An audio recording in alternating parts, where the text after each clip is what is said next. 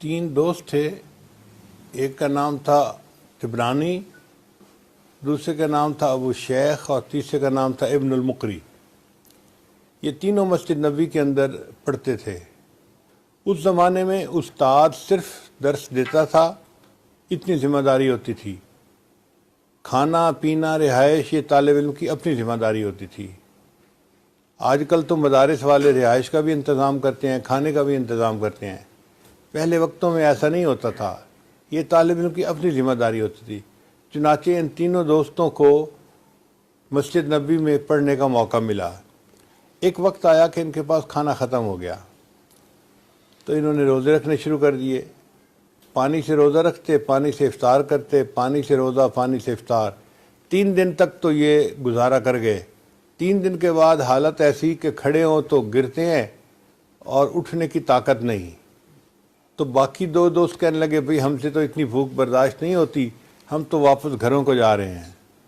تبرانی رحمۃ اللہ فرماتے ہیں کہ میں نے کہا نہیں، میں ابھی نہیں جاتا، میں گزارا کروں گا۔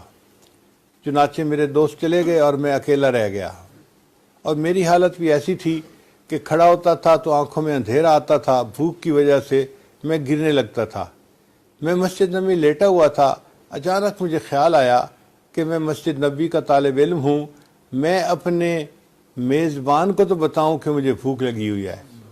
چنانچہ میں نبی علیہ السلام کی خدمت میں معاذ شریف پہ حاضر ہوا، سلام پڑھا، اور سلام پڑھنے کے بعد اتنی بات کہی، یا رسول اللہ الجو، اے اللہ کے رسول، مجھے بڑی بھوک لگی ہے۔ صرف اتنے الفاظ کہے، یا رسول اللہ الجو۔ اور اس کے بعد میں مسجد نبوی سے باہر نکلا۔ جیسے ہی میں مسجد نبوی سے باہر نکلا، ایک آدمی میرا نام کہہ رہا تھا، تبرانی تبرانی تبرانی۔ میں حیران، میں مسافر ہوں، مجھے تو یہاں کوئی واقف ہی نہیں، کون ہے جو میرا نام پکار رہا ہے؟ تو میں نے اس سے پوچھا بھئی تم کون ہو اور یہ نام کیوں پکار رہے ہو؟ اس نے کہا کہ میں مسجد نبوی کا پڑوسی ہوں، میرے گھر کی دیوار اور مسجد نبوی کی دیوار ایک ہے۔